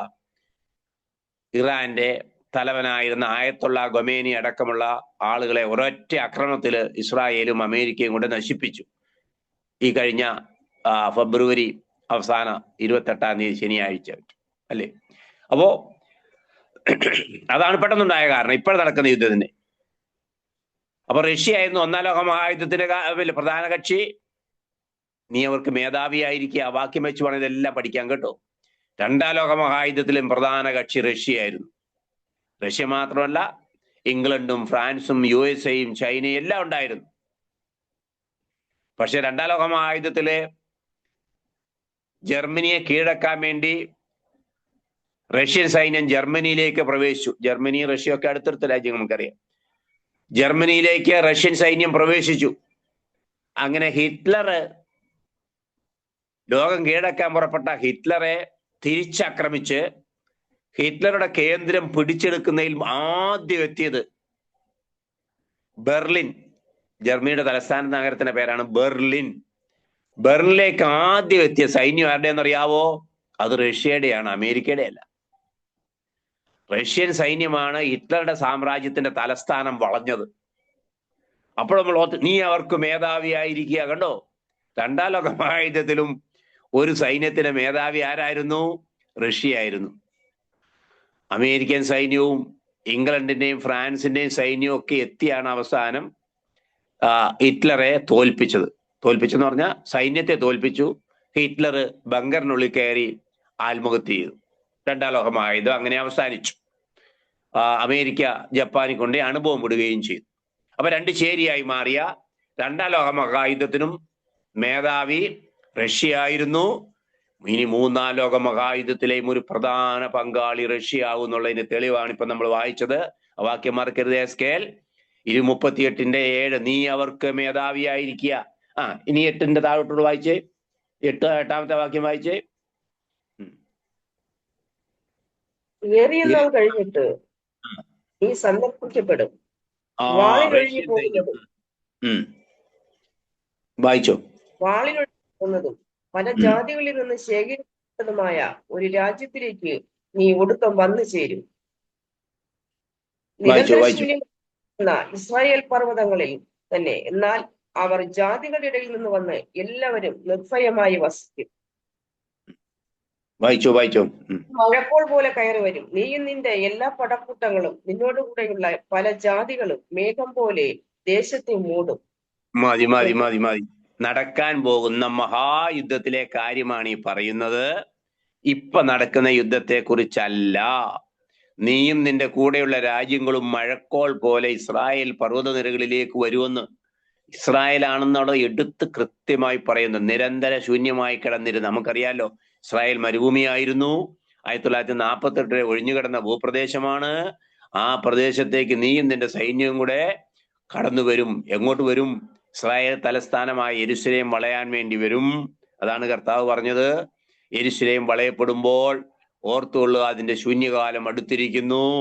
ഇസ്രായേൽ വളയുന്നതിന് വേണ്ടി റഷ്യയുടെ നേതൃത്വത്തിലുള്ള മഹാസൈന്യം, കിഴക്കൊന്ന് പുറപ്പെട്ടുന്ന ഇറാന്റെ സൈന്യം, അല്ലെങ്കിൽ ഇറാനും ചൈനയും അടക്കുന്ന മഹാസൈന്യം, അതിന്റെ മേധാവിയായ റഷ്യ, വടക്കുന്നുള്ള തോഗർമ തുർക്കി സൈന്യം, ഇതെല്ലാവരും കൂടെ ഹർമഗദ്ദോനിലേക്ക് പ്രവേശിച്ച് ആ മഹാസമതലത്തില് ഇവരെല്ലാം ഒത്തുകൂടും. അടുത്ത നീക്കം യെരുശലേമിന് നേരെയാണ്. യെരുശലേമിലേക്ക് സൈന്യം യെരുശലേമിനെ വളയും. അപ്പോഴാണ് യഹൂദന്മാർ കുത്തിയവെങ്കിലേക്ക് നോക്കുന്നത്. അത് ഞാൻ കഴിഞ്ഞ ആഴ്ച പറഞ്ഞു. സെഖര്യാ 12:10. അതുവരെ അവർക്ക് ബോധം ഉദിക്കത്തില്ല. അവരുടെ ആയുധശക്തിയിൽ ഇപ്പം ഇസ്രായേലിന്റെ ആയുധശക്തി കുറഞ്ഞു വരികയാ. ഒരുപാട് ആയുധങ്ങളെ, കോടി രൂപയുടെ ആയുധങ്ങൾ ഇപ്പൊ തന്നെ കത്തിച്ചു കളഞ്ഞു. കാരണം മഴ, നമുക്കറിയാം, മഴക്കോൾ കയറി വരുന്ന പോലെ, കോൾ എന്ന് പറഞ്ഞാൽ മഴമേഘങ്ങൾ കയറി വരുന്ന പോലെ ആ മഹാസൈന്യം ഇവരുടെ നേരെ അന്ന് വരാൻ പോകുന്നത്. ഇന്നും ഇറാൻ അയക്കുന്ന റോക്കറ്റുകൾ, ആയിരക്കണക്കിന് റോക്കറ്റുകളും മിസൈലുകളും അമേരിക്ക കുഞ്ഞൻ രാജ്യമായ ഇസ്രായേലിന്റെ മുകളിൽ വെച്ച് ഇസ്രായേൽ നശിപ്പിക്കുന്നു. പക്ഷെ ചിലതെല്ലാം ഇസ്രായേൽ വന്ന് വീഴുന്നു. അങ്ങനെയെങ്കിൽ റഷ്യയുടെ യുദ്ധത്തിൽ പങ്കെടുക്കാനുള്ള സ്ഥിതി എന്തായിരിക്കും? അതാണ് റഷ്യയെ പങ്കെടുക്കുന്നതിനെ കുറിച്ച് രേഖപ്പെടുത്തി വെച്ചിരിക്കുന്നത്. എത്ര കൃത്യമായല്ലേ! അപ്പൊ മൂന്നാം ലോക മഹായുദ്ധത്തിലും റഷ്യ ആയിരിക്കും മുഖ്യമായ ഒരു കക്ഷി. മൂന്നാം ലോക മഹായുദ്ധത്തിൽ അമേരിക്കയൊക്കെ ഇസ്രായേലിന് സഹായമായിട്ടുണ്ടാവും. ഇപ്പോൾ ഉള്ളതുപോലെ ഉണ്ടാവും. ഇനി എല്ലാവരും കൂടെ ഒന്ന് ശ്രദ്ധിക്കണേ. മൂന്നാം ലോക മഹായുദ്ധം കഴിയുന്നോടുകൂടി, അത് പറഞ്ഞ് നമുക്ക് ആ ഭാഗം, മൂന്നാം ലോക മഹായുദ്ധം കഴിയുന്നോടു കൂടിയാണ് ഇപ്പോഴുള്ള ഈ ലോകക്രമത്തിന് മാറ്റം വരുന്നത്. മൂന്നാം ലോക മഹായുദ്ധം കഴിയുമ്പോൾ കർത്താവായ യേശുക്രിസ്തു വാനമേഘങ്ങളിൽ ദൈവമക്കളെ ചേർക്കാൻ വേണ്ടി വരുന്നു. ഹർമഗദ്ദോൻ യുദ്ധം കഴിയുമ്പോഴല്ല, മൂന്നാം ലോക മഹായുദ്ധം കഴിയുമ്പോൾ. കർത്താവ് യേശുക്രിസ്തു വാനമേഘത്തിൽ ദൈവമക്കളെ ചേർക്കാൻ വരികയും ദൈവസഭ എടുക്കപ്പെടുകയും ചെയ്യും. ദൈവസഭ എടുക്കപ്പെടുന്നതിനെ കുറിച്ച് കഴിഞ്ഞ ആഴ്ച ഞാൻ പറഞ്ഞു. പുറപ്പാട് പുസ്തകം 9 മറന്നോ? കാണാ പറയാവോ? 9:26 ഇസ്രായേൽ മക്കൾ പാർത്ത ഗോശൻ ദേശത്ത് കൽമഴ പെയ്തില്ല. അപ്പോൾ നമ്മളിപ്പോ ഈ പഠിക്കുന്ന മഹായുദ്ധം എന്ന് പറയുന്നുണ്ടല്ലോ, ഹർമഗദ്ദോൻ അല്ലെങ്കിൽ മഹായുദ്ധം, ആ യുദ്ധത്തിന് മുമ്പായിട്ട് ദൈവസഭ എടുക്കപ്പെടും. ഇപ്പം ഞാൻ മനസ്സിലാക്കിയത്, മൂന്നാം ലോക മഹായുദ്ധവും ദൈവമക്കൾ ഈ ഭൂമിയിൽ ഉള്ളപ്പോ തന്നെ സംഭവിക്കുന്നതായിരിക്കും. അതായത് ഇനി നടക്കാൻ പോകുന്ന മൂന്നാം ലോക മഹായുദ്ധവും റഷ്യയുടെ നേതൃത്വത്തിൽ, അതാണ് ഇവിടെ നീ കയറി വരിക എന്നൊക്കെ പറയുന്നത്. ആ യുദ്ധത്തിലും റഷ്യ മേധാവിയായിരിക്കും. അത് കഴിഞ്ഞ് ദൈവസഭ എടുക്കപ്പെടുന്നു. ദൈവമക്കൾ കർത്താവിനോടുകൂടി 7 വർഷമായിരിക്കുമ്പോഴാണ് ഭൂമിയിൽ മഹായുദ്ധം നടക്കുന്നത്. വേദോസ്തത്തിൽ പറഞ്ഞിരിക്കുന്ന മഹാമാരിയും മഹാക്ഷാമവും മഹായുദ്ധവും ദൈവസഭ ആകാശമേഘങ്ങളിൽ എടുക്കപ്പെട്ടതിന് ശേഷമാണ് എന്നാണ് ബഹുഭൂരിപക്ഷം പണ്ഡിതന്മാരും പറയുന്നത്. എന്നാൽ ചിലർ അഭിപ്രായപ്പെടുന്നു ദൈവസഭ മഹാകഷ്ടത്തിലൂടെ കടന്നു പോകുമെന്നും ചിലർ പറയുന്നുണ്ട്. നമുക്ക് 2 വാദപ്രതിവാദങ്ങളും ഉണ്ട്. എന്നാൽ ഞാൻ മനസ്സിലാക്കുന്നതും തിരുവചനത്തിൽ കൂടുതൽ സാധ്യത നമ്മൾ കാണുന്നതും ദൈവസഭ ദൈവമക്കള് മഹാപീഡനത്തിലൂടെ കടന്നു പോകുകയില്ല എന്ന്. കാരണം മഹാപീഡനത്തിലൂടെ സ്വന്തം മക്കളെ ദൈവം കടത്തിവിടേണ്ട കാര്യമില്ലല്ലോ. അത് ദൈവക്രോധത്തിന്റെ കാലഘട്ടമാണ് മഹാപീഡനം എന്ന് പറയുന്നത്. വെളിപ്പാട് പുസ്തകത്തിൽ പറയുന്ന മഹാപീഡനം എന്ന് പറയുന്നത് ദൈവകോപത്തിന്റെ കാലഘട്ടമാണ്. ദൈവം ആർക്കെതിരെയാണ് കോപിക്കുന്നത്? ദൈവം തന്നെ സ്വന്തം മക്കൾക്കെതിരെയല്ല മഹാകോപം. സ്വന്തം മക്കളുടെ നേരെ നമ്മൾ ദേഷ്യപ്പെടും, പക്ഷെ മഹാകോപം വരത്തില്ല. സ്വന്തം മക്കളെ നമ്മൾ നശിപ്പിക്കുവോ? ഒരിക്കലുമില്ല. അടി കൊടുക്കും, ബാലശിക്ഷ കൊടുക്കും. അതാണ് ഇപ്പൊ നമ്മൾ കടന്നു പോയിക്കൊണ്ടിരിക്കുന്നത്. ഒക്കെ വേണമെങ്കിൽ ബാലശിക്ഷയുടെ ഭാഗമാണെന്ന് പറയാം. പക്ഷെ ഒരിക്കലും നമ്മളെ നശിപ്പിച്ച് കളയുന്ന യുദ്ധം ദൈവം നമുക്കെതിരെ നടത്തുകയില്ല. അപ്പൊ മഹാപീഡനം ഒരിക്കലും ദൈവസഭ അനുഭവിക്കുകയില്ല എന്ന് വിശ്വസിക്കുന്ന വ്യക്തിയാണ് ഞാൻ. ദൈവസഭയെ എടുത്തതിന് ശേഷം നടക്കുന്ന ഹർമഗദ്ദോൻ യുദ്ധം. അപ്പൊ നിങ്ങൾ അവിടെ ഒന്ന് കുറിച്ചു വെച്ചോണം. ഹർമഗദ്ദോൻ യുദ്ധം എന്ന് പറയുന്നത് മൂന്നാം ലോക മഹായുദ്ധമല്ല, 4ാം ലോക മഹായുദ്ധമാകാനാണ് സാധ്യത. ഓർഡർ മനസ്സിലാക്കാൻ വേണ്ടി അത് പറയുന്നേ. 3ാം ലോക മഹായുദ്ധത്തിന് ശേഷം ദൈവസഭ എടുക്കപ്പെടുന്നു. എതിർ ക്രിസ്തു രംഗത്ത് വരുന്നു. എതിർ ക്രിസ്തു, നമ്മൾ ആന്റി ക്രൈസ്റ്റ്, എതിർ ക്രിസ്തു രംഗത്ത് വരുന്നു. യൂറോപ്യൻ യൂണിയൻ അമേരിക്കയിൽ നിന്ന് വിഘടിച്ച് എതിർ ക്രിസ്തുവിന് പിന്നാലെ പോകുന്നു. എതിർ ക്രിസ്തുവിനെ നേതാവാക്കുന്നു. എതിർ ക്രിസ്തുവിന്റെ ഭരണം ആരംഭിക്കുന്നു ഭൂമിയിൽ. ദൈവസഭ കർത്താവിനോട് കൂടെ ആവും. നമ്മൾ ദൈവസഭ ഇവിടെ ഇല്ല.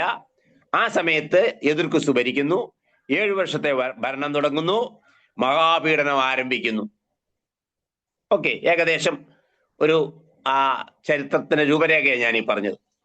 പക്ഷേ ഞാൻ മനസ്സിലാക്കുന്നിടത്തോളം 3ാം ലോക മഹായുദ്ധവും നമ്മള് ദൈവമക്കളുടെ അനുഭവത്തിൽ ഉണ്ടാകാനാണ് സാധ്യത. അപ്പം ക്രമത്തിന് എഴുതി വന്നാൽ 1ാം ലോക മഹായുദ്ധം കഴിഞ്ഞു. 1ാം ലോക മഹായുദ്ധമാണ് 2ാം ലോക മഹായുദ്ധത്തിന്റെ കാരണം. ഞാൻ കഴിഞ്ഞ ആഴ്ച പറഞ്ഞോന്ന് ഓർക്കുന്നില്ല. ഒരു സെക്കൻഡ് കൊണ്ട് പറയാം. 1ാം ലോക മഹായുദ്ധം കഴിഞ്ഞപ്പോൾ ജർമ്മനി തോൽപ്പിക്കപ്പെട്ടു, തകർക്കപ്പെട്ടു. 1ാം ലോക മഹായുദ്ധത്തിലെ ഒരു സാധാ പടയാളിയായിരുന്നു ഹിറ്റ്ലർ. അപ്പം 1ാം ലോക മഹായുദ്ധ തന്റെ രാജ്യത്തിനേറ്റ പരാജയത്തിന് പകരം വീട്ടാൻ വേണ്ടി ഹിറ്റ്ലർ കഠിനമായി പരിശ്രമിച്ചു. ജർമ്മനിയുടെ ഭരണം ഹിറ്റ്ലർ പിടിച്ചെടുത്തു. ഒരു പട്ടാളക്കാരൻ മാത്രമായിരുന്നു ഹിറ്റ്ലർ 1ാം ലോക മഹായുദ്ധം നടക്കുമ്പോൾ. തന്റെ രാജ്യത്തിനേറ്റ പകരം വീട്ടാൻ വേണ്ടി ഹിറ്റ്ലർ ആയുധങ്ങൾ വാങ്ങിക്കൂട്ടി. അതിന്റെ ഫലമാണ് 2ാം ലോക മഹായുദ്ധം. ഒരു പ്രതികാരം ചെയ്യാൻ വേണ്ടി ഹിറ്റ്ലർ ഇറങ്ങിയതാണ് 2ാം ലോക മഹായുദ്ധം. അതേപോലെ തന്നെ 3ാം ലോക മഹായുദ്ധം സംഭവിക്കും.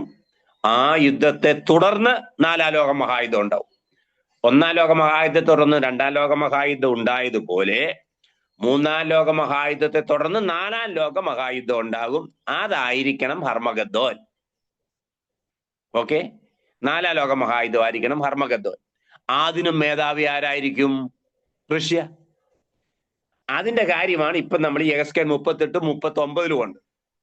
റഷ്യയുടെ അന്ത്യം എന്താകും എന്നറിയാം. 39ാം അധ്യായം നിങ്ങൾ വായിക്കാം. അപ്പം ഇസ്രായേൽ പർവ്വതനിരകളിലേക്ക് ഈ മഹാസൈന്യം വരികയും എതിർ ക്രിസ്തുവിനെ അവിടെ വെച്ച് എതിർ ക്രിസ്തു നശിപ്പിക്കപ്പെടുകയും ചെയ്യും. ഇനി വേറൊരു ഭാഗത്തേക്ക് വരാം. എസ്കേൽ പ്രവചനം അവിടെ തന്നെ ഇരിക്കട്ടെ.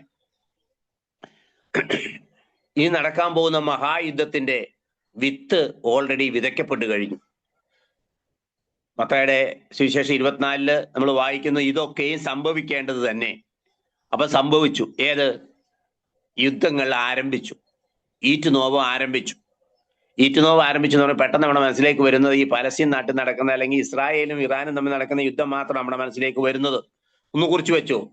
വേറെയും യുദ്ധത്തിന്, മഹായുദ്ധത്തിന്റെ വിത്ത് വിതയ്ക്കപ്പെടുന്ന വേറെയും സന്ദർഭങ്ങളുണ്ട്. എവിടെയെന്നറിയാവോ? ഇപ്പൊ 2 യുദ്ധങ്ങളാണ് ലോകത്തിൽ 2 ഭാഗത്തായി നടക്കുന്നത്. ഒന്ന് ഇപ്പൊ നടക്കുന്ന ഇറാൻ ഇസ്രായേൽ യുദ്ധം, 2 ഉക്രൈൻ റഷ്യ യുദ്ധം. അത് നിങ്ങൾക്ക് അറിയാലോ അല്ലേ?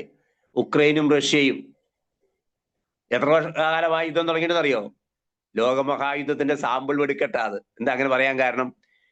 2ാം ലോകമഹായുദ്ധം 1939 ആരംഭിച്ച് 45 അവസാനിച്ച് 6 വർഷം നീണ്ടുന്ന യുദ്ധമാണ്. ലോകത്തിലെ വൻ രാജ്യങ്ങൾ തമ്മിൽ 6 കൊല്ലം യുദ്ധം നടത്തിയ. അതുപോലെ ഇപ്പൊ ഉക്രൈനൊരു കുഞ്ഞൻ രാജ്യം, റഷ്യ മഹാമേരു, മഹാപർവ്വതം. ആ റഷ്യ ഉക്രൈനെ ആക്രമിച്ചു. അത് വരാൻ പോകുന്ന മഹായുദ്ധത്തിന്റെ ഒരു സാമ്പിൾ വെടിക്കെട്ടാണ്. ഇപ്പോഴും യുദ്ധം തീർന്നിട്ടില്ല, 4 കൊല്ലമായി. എന്താ ഈ യുദ്ധം, ഉക്രൈൻ റഷ്യ യുദ്ധം തീരാത്തത്? മഹായുദ്ധത്തിലേക്കുള്ള സാമ്പിൾ വെടിക്കെട്ടാണത്. അതുകൊണ്ടാണ് ഒരു പക്ഷേ ഏതാനും ആഴ്ചകൾക്കുള്ളിൽ അല്ലെങ്കിൽ മാസങ്ങൾക്കുള്ളിൽ റഷ്യയും യുക്രൈനും യുദ്ധം നിർത്തിയേക്കും. പക്ഷേ ഒരിക്കലും ഇനി ഇപ്പൊ ആരംഭിച്ച ഈ യുദ്ധങ്ങളൊന്നും തീരാൻ പോകുന്നില്ല. കാരണം തീർന്നാൽ ഈ പ്രവചനങ്ങൾ പൂർത്തിയാകത്തില്ലല്ലോ. ഒരു വിധത്തിൽ അല്ലെങ്കിൽ വേറെ യുദ്ധം തുടരും. അതിന് ഞാനൊരു എക്സാമ്പിൾ പറയാം കേട്ടോ. ഉക്രൈൻ റഷ്യ യുദ്ധം നോക്കിയിരിക്കുന്ന ഒരു കക്ഷിയുണ്ട്, ലോകത്തിലൊരു മഹാശക്തിയുണ്ട്. ഉക്രൈനും റഷ്യയും തമ്മിലുള്ള യുദ്ധത്തിന്റെ ഗതി എന്താകും, റഷ്യ ഉക്രൈനെ പിടിച്ചെടുക്കുമോ ഇല്ലയോ എന്ന് നോക്കി പാർത്തുകൊണ്ടിരിക്കുന്ന വേറൊരു കക്ഷിയുണ്ട് ലോകത്തിലൊരു മഹാശക്തി. ആരാന്നറിയോ? ചൈന. ചൈന ആയുധങ്ങളെല്ലാം ഒരു കൂട്ടി കാത്തിരിക്കുക. എന്തിനാണെന്നറിയോ? ചൈനയ്ക്കൊരു എതിരാളിയുണ്ട്. ചൈനയുടെ പ്രധാന എതിരാളി അമേരിക്കയാണ്. അതല്ല, ചൈന പിടിച്ചെടുക്കാൻ ആഗ്രഹിക്കുന്ന ഒരു കുഞ്ഞൻ രാജ്യമുണ്ട്. ഈ റഷ്യ ഉക്രൈൻ പിടിച്ചെടുക്കാൻ ആഗ്രഹിച്ചതുപോലെ ചൈന കീഴ്പ്പെടുത്താൻ ആഗ്രഹിക്കുന്ന ഒരു കുഞ്ഞൻ രാജ്യമുണ്ട്, വളരെ വികസിതം പ്രാപിച്ച ഒരു കുഞ്ഞൻ രാജ്യം. അതിന്റെ പേരാണ് തായ്വാൻ.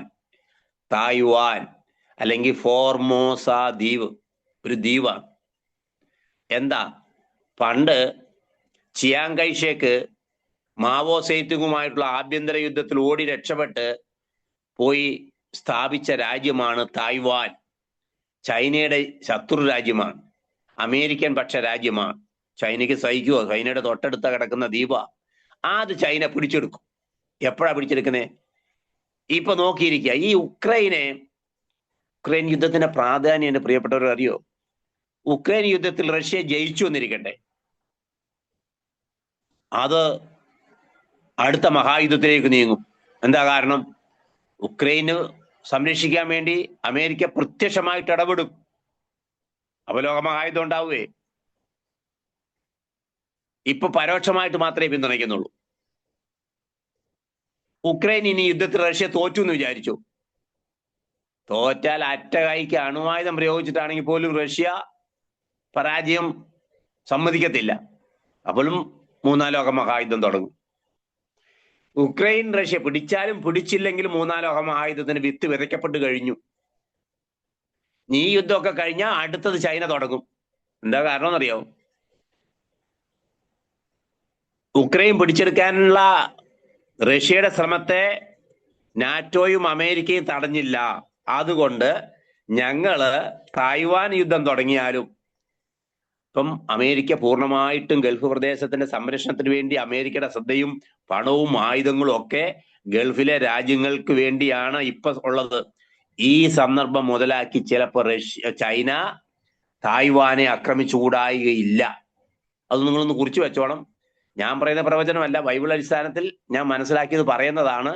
ഇനി തായ്വാൻ ചൈനയെ ആക്രമിക്കുമ്പോൾ അന്ന് നമ്മളിങ്ങനെ ബൈബിൾ വചനം കേട്ടല്ലോ എന്ന് ഓർക്കാൻ വേണ്ടിയാണ് ഞാൻ ഈ പറയുന്നത്. അപ്പം 3 സ്ഥലങ്ങളിൽ ആ വിത്ത് വിതയ്ക്കപ്പെട്ടു. എവിടെയൊക്കെ?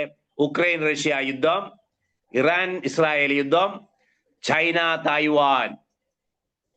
ഒരിടത്ത് നിന്നാൽ അടുത്തു തുടങ്ങും. കാരണം എന്താ? ഇതൊക്കെയും സംഭവിക്കേണ്ടത് തന്നെ. ഇതൊക്കെയും സംഭവിക്കേണ്ടത് തന്നെ. ലോകമഹായുദ്ധത്തിനുള്ള ഒരു ഗതി കണ്ടോ എൻ്റെ പ്രിയപ്പെട്ടവരെ? യുദ്ധം, ഇപ്പൊ നടക്കുന്ന യുദ്ധത്തും വളരെ പ്രതിസന്ധിയിലേക്ക്, നമ്മൾ ആഗ്രഹം ഇന്ന് തീരുന്നു എന്ന വളരെ പ്രതിസന്ധിയിലേക്ക് നീങ്ങുകയാ. കർത്താവ് പറഞ്ഞു ഇനി മത്തായിയുടെ സുവിശേഷം 24 ഒന്ന് മടങ്ങി വന്ന് ഏതാനും കാര്യം പറഞ്ഞ് അവസാനിപ്പിക്കാം. 24 തിരിച്ചു വരാം. ഇതൊക്കെ സംഭവിക്കേണ്ടതിനെ ആ സംഭവങ്ങളെല്ലാം ആരംഭം തുടങ്ങി. ഈറ്റുനോവ് ആരംഭിച്ചു. ജാതി ജാതിയോടുള്ള യുദ്ധം തുടങ്ങി. ജാതി ജാതിയോട്, അതും കൂടെ പറയാം. ഒരു രാജ്യം വേറൊരു രാജ്യത്തോട് എന്ന അർത്ഥത്തിൽ അവിടെ പറഞ്ഞിരിക്കുന്നത്. ഈ ഇറാൻ ഇപ്പൊ ആക്രമിക്കുന്ന ഗൾഫ് രാജ്യങ്ങള് സ്വന്തം സഹോദരന്മാരോടാ. അവരുടെ പ്രമാണം വെച്ച് മറ്റൊരു മുസ്ലിം രാജ്യത്തെ ഒരു മുസ്ലിം രാജ്യം ആക്രമിക്കാൻ പാടില്ലെന്നാ. പക്ഷെ ഗൾഫ് രാജ്യത്ത് നമ്മുടെ പ്രിയപ്പെട്ടവരെല്ലാം അവിടെ ഉണ്ട്. പേടിയോടെയാണ് നമ്മൾ നോക്കി പാർക്കുന്നത്. ഗൾഫ് രാജ്യങ്ങൾ എന്ന് പറഞ്ഞാൽ മഹാഭൂരിഷൻ രാജ്യങ്ങൾ. ഈ രാജ്യങ്ങളെല്ലാം സുന്നി രാജ്യങ്ങളാ. സുന്നികളും ഷിയാക്കളും തമ്മിൽ ബദ്ധശത്രുക്കളാ. ഇറാൻ എന്ന് പറയുന്നത് ഷിയ രാജ്യമാണ്. സൗദി അറേബ്യ സുന്നി രാജ്യമാണ്.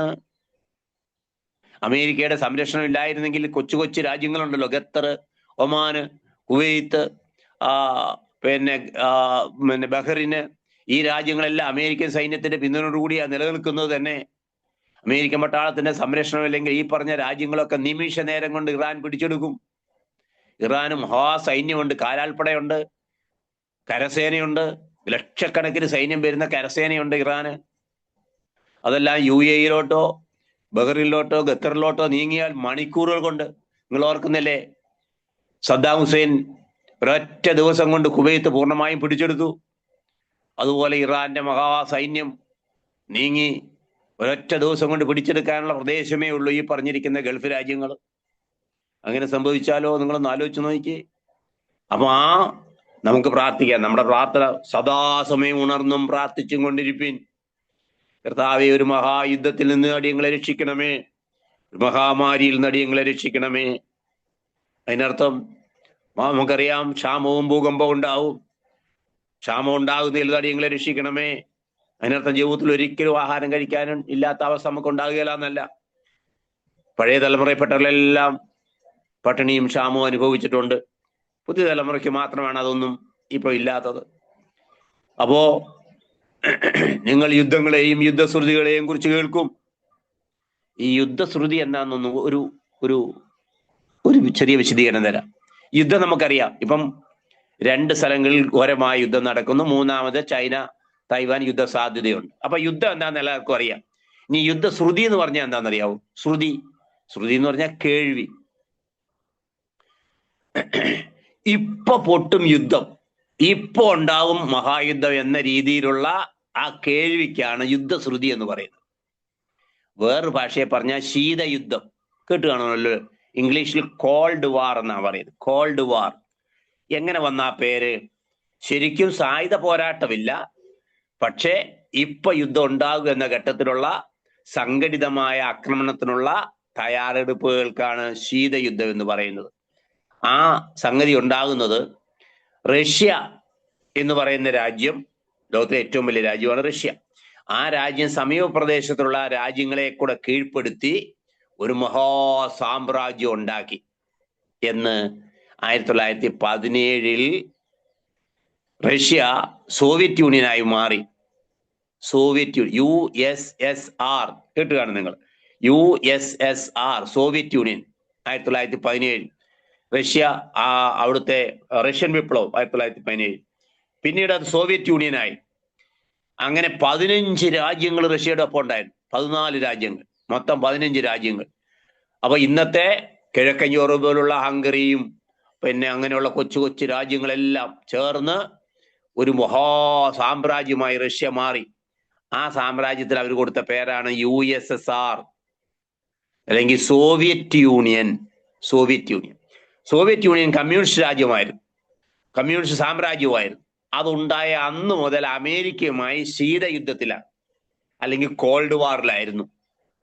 അപ്പൊ 1917 മുതൽ പിന്നെ റഷ്യയിൽ ഒരു ഭരണാധികാരി വന്നു, ഗോർബച്ചേവ് നിങ്ങൾ കേട്ട് കാണും.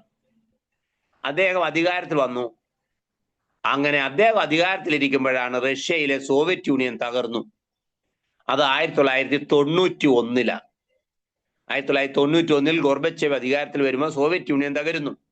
ആ 74 വർഷം എന്ന് മുതൽ 1917 മുതൽ 1991 വരെ നിലവിലിരുന്ന യുദ്ധ സാഹചര്യത്തിന്റെ പേരാണ് ശീതസമരം അല്ലെങ്കിൽ കോൾഡ് വാർ. അതാണ് ഞാൻ തിരുവചനത്തിൽ പറയുന്ന മനസ്സിലാക്കിയ യുദ്ധശ്രുതി. 74 കൊല്ലം യുദ്ധശ്രുതി ഉണ്ടായിരുന്നു. ഇപ്പൊ നമ്മളൊരു യുദ്ധശ്രുതിയില്ല. ഏത്? മൂന്നാം ലോക മഹായുദ്ധം പൊട്ടിപ്പുറപ്പെടുന്നു. ആ യുദ്ധശ്രുതിയ. നിങ്ങൾ യുദ്ധങ്ങളെയും യുദ്ധശ്രുതികളെയും കുറിച്ച് കേൾക്കും. ആ കഴിഞ്ഞ 74 കൊല്ലവും റഷ്യ അമേരിക്ക ഇപ്പൊ പൊട്ടു എന്നുള്ള രീതിയിൽ യുദ്ധശ്രുതി ഉണ്ടായിരുന്നു. ക്യൂബൻ മിസൈൽ പ്രതിസന്ധിയൊക്കെ ആ കാലഘട്ടത്തിൽ ഉണ്ടായത്. അതൊന്നും ഇപ്പൊ ഞാൻ വിശദീകരിക്കുന്നില്ല. അതുപോലെയുള്ള ഒരു ഹർമഗദ്വാൻ യുദ്ധത്തെക്കുറിച്ചുള്ള ഒരു മഹായുദ്ധശ്രുതി ഇപ്പൊ നമ്മളിങ്ങനെ കേട്ടുകൊണ്ടേയിരിക്കുകയാണ്. ഈ ഇറാനും ഇസ്രായേലും തമ്മിലുള്ള യുദ്ധം പെട്ടെന്ന് കാരണമുണ്ടായി, പൊട്ടിപ്പുറപ്പെട്ടു. ഇപ്പൊ അവർ എത്തി നിൽക്കുന്നത് പരസ്പരം അണുവായുധ കേന്ദ്രങ്ങൾ, ആണവശാലകൾ ആക്രമിച്ചുകൊണ്ടാണ്. ആണവശാലയൊക്കെ ആക്രമിക്കുക എന്ന് പറഞ്ഞാൽ എന്താ സ്ഥിതി എന്നറിയാവോ? ആ അണുവായുധങ്ങൾ ഉണ്ടെങ്കിലും ഇല്ലെങ്കിലും അവിടെ സൂക്ഷിച്ചിരിക്കുന്ന പ്ലൂട്ടോണിയവും തോറിയവും അതുപോലുള്ള അണുവായുധങ്ങൾ ഉണ്ടാക്കാൻ പോകുന്ന രാസവസ്തുക്കള്, അതിന്റെ രാസവികിരണങ്ങളേറ്റ് 10,000-ങ്ങൾക്ക് അപകടം സംഭവിക്കും. അതായത് 1945 ഹിരോഷിമയിലും നാഗസാക്കിയിലും സംഭവിച്ച പോലെ ദുരന്തം സംഭവിക്കാൻ സാധ്യതയുണ്ടെന്നാ പറഞ്ഞത്. എന്നിട്ടോ അവസാനം നമ്മൾ വായിക്കുന്നു ഇതിൽ നിന്നൊക്കെ ഒഴിഞ്ഞു പോകുവാൻ. ഏതിൽ നിന്ന്? ഈ മഹായുദ്ധത്തിൽ നിന്നും മഹാമാരിയിൽ നിന്നും ഒഴിഞ്ഞു പോകുവാൻ സദാസമയവും ഉണർന്നും പ്രാർത്ഥിച്ചും കൊണ്ടിരിപ്പിൻ. ലൂക്കോസ് 21:36. ഉണർന്നും പ്രാർത്ഥിച്ചും നമുക്കതല്ലേ ചെയ്യാൻ പറ്റൂ. കർത്താവേ, ഈ മഹാമാരിയിൽ നിന്നും അടിയങ്ങളെ രക്ഷിക്കണമേ. നെതന്യാവു മേൽകീഴ് നോക്കുവാനൊന്നുമില്ല, എന്തും ചെയ്യും. കാരണം പല യുദ്ധങ്ങൾ അവർ അഭിമുഖീകരിച്ചു. അതുകൂടെ പറഞ്ഞ് ഞാൻ അവസാനിപ്പിക്കാം. 1948 ആധുനിക ഇസ്രായേൽ രൂപം കൊണ്ടു. നിങ്ങൾക്ക് എല്ലാവർക്കും അറിയാലോ, വർഷങ്ങൾ ഒന്ന് കുറിച്ച് വെച്ചു. 1948 മെയ് 14 ഇന്ന് കാണുന്ന ഇസ്രായേൽ രൂപീകൃതമായി. മെയ് 14. 1948 നമുക്ക് ഇന്ത്യക്ക് സ്വാതന്ത്ര്യം കിട്ടിയതിന്റെ പിറ്റേ വർഷം മെയ് 14 ആധുനിക ഇസ്രായേൽ ഉണ്ടായി. അപ്പൊ ചുറ്റുമുള്ള അറബ് രാജ്യങ്ങൾ, ഇസ്രായേലിന്റെ അയൽ രാജ്യങ്ങൾ ആരൊക്കെയാണെന്നറിയാവോ? വടക്ക് സിറിയ,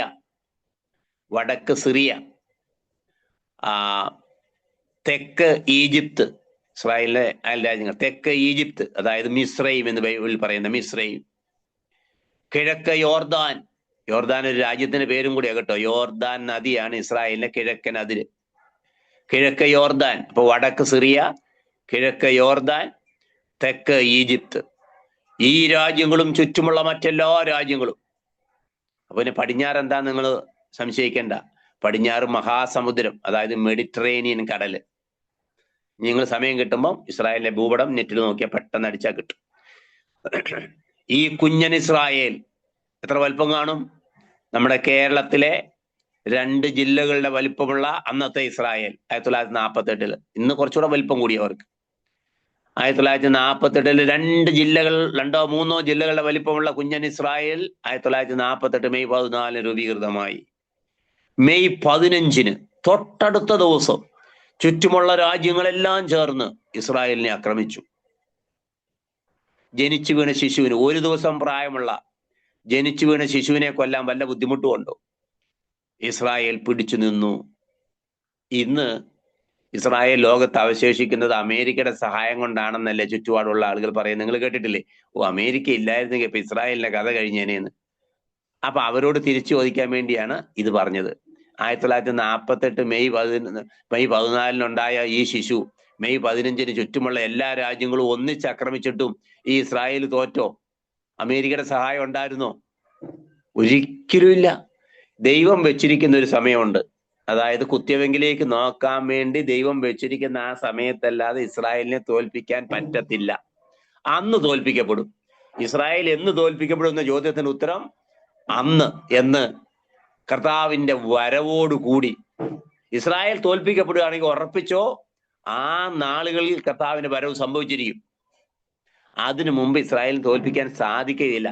പഴയ നിയമത്തിലെ വെളിപ്പാട് ഉൽപ്പത്തി മുതൽ ആവർത്തന വരെയുള്ള ഗ്രന്ഥങ്ങളൊന്ന് വായിച്ചു നോക്കണം.